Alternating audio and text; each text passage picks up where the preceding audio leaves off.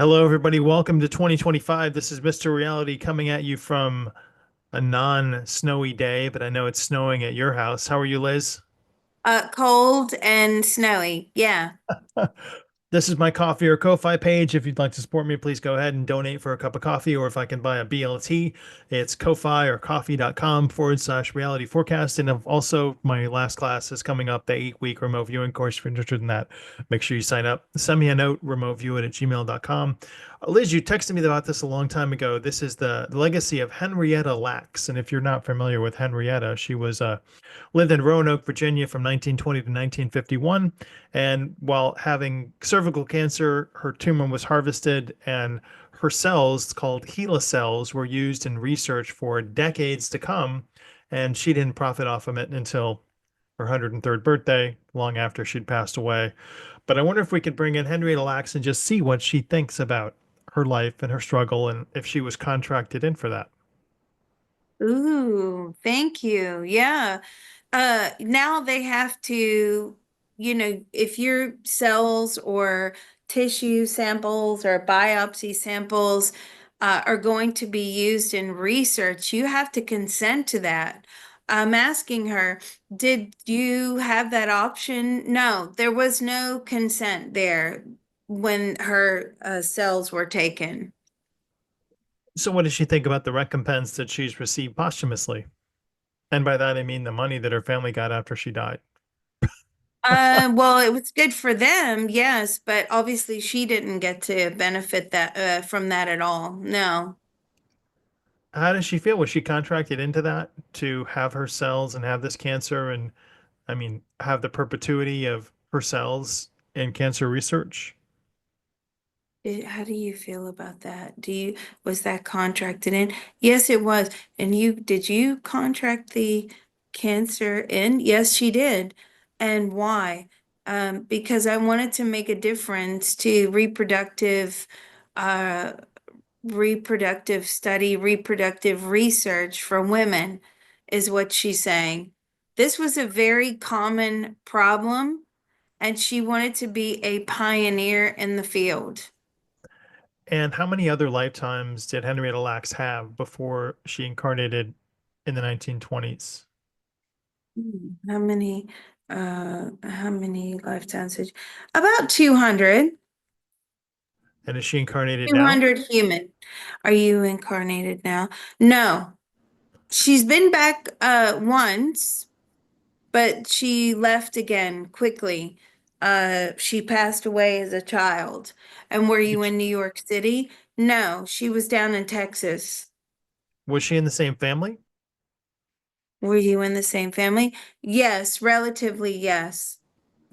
Do you always contract to stay in the same family circle and the same ancestor circle, or does that shift over those lifetimes? Do you always contract to stay in the family? I mean, she's saying I bob and weave about. I'll try out different families. Oh, what was it like to have her mother pass away at such an early age? It was terrible. And why was your whoever raised you? They were not very nice to her. It was very stressful. What were some of the challenges that she faced growing up? Some of the challenges that you face. Poverty, never feeling good enough. There was quite a lot of verbal abuse there, not being valued as a human being because she was female. And an African American too. What symptoms led her to seek medical attention? Bleeding. She had a lot of bleeding, and it was nonstop. But it wasn't taken seriously at first. Oh, It was just like sort of, oh, well, just come back if it keeps happening. It wasn't taken seriously. I feel what she's telling me, she had to bounce around to a few different doctors. were there treatments that would have been given to her if she were in a different social strata that would have led to remission? Ooh. Whether other treatments that um no, because when it was discovered, it was too far gone. Hmm. But maybe if she was an upper class in and what she's saying, an upper class,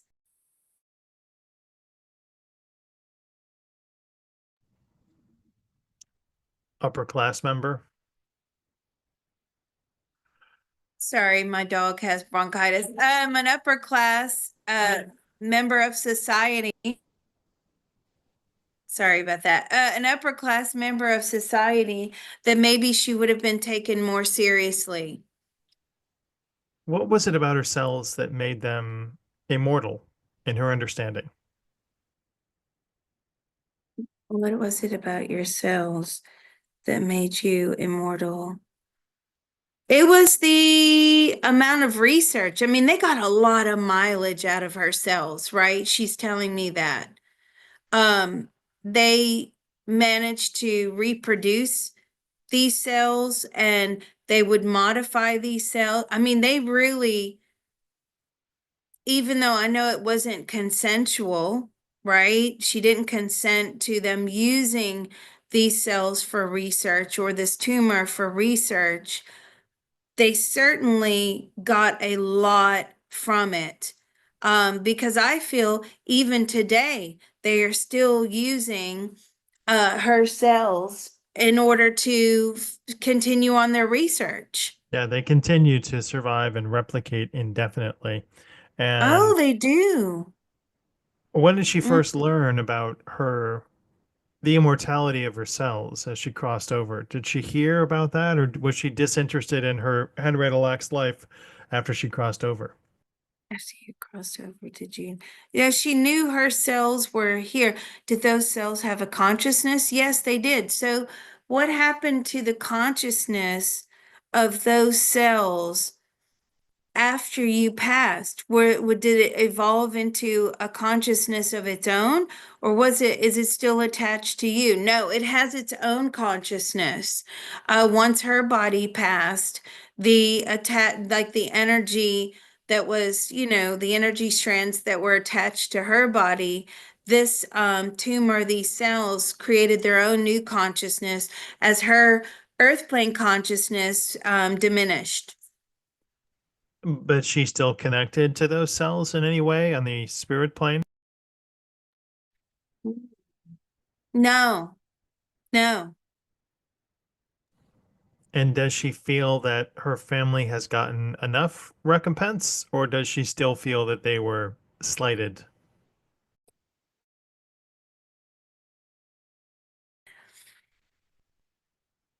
Do you feel that she says she wished that, I mean, they did get adequate compensation, she's saying, but she wishes now that she could have done so much more with her body being donated to science instead of just the tumor and the cells. She said, and I'm asking her because that's something that's interesting, right? When you go to Hmm. get your license or whatever, Yeah, they you ask for have your you if you want to be eyes. a blood, an organ donor. So and I'm saying, do you believe that we should?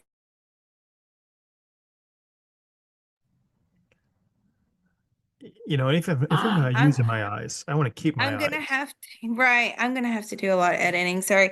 And I'm saying, do you believe that, we should do more? She says, yes.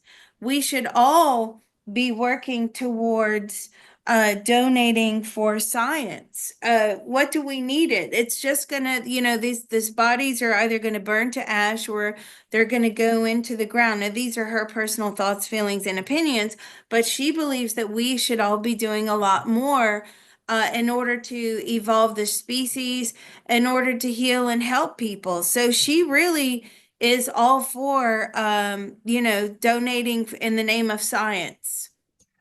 How did any relationships or events, I guess, that transpired in previous lifetimes come to correlate with her lifetime as Henrietta?